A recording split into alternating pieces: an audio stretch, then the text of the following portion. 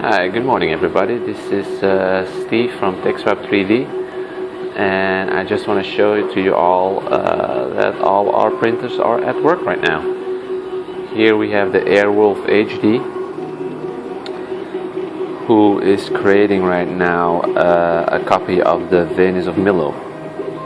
Just started, and it will be estimated a 3.5-hour print. So let's find out a couple of hours later what this will be.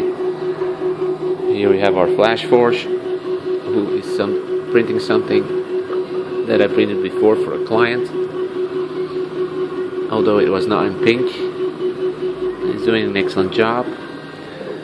And then here we have our latest printer, the DaVinci One, who's actually started to print a Buddha. That's going to take a while, so in the meantime, all these guys are doing what they're supposed to do,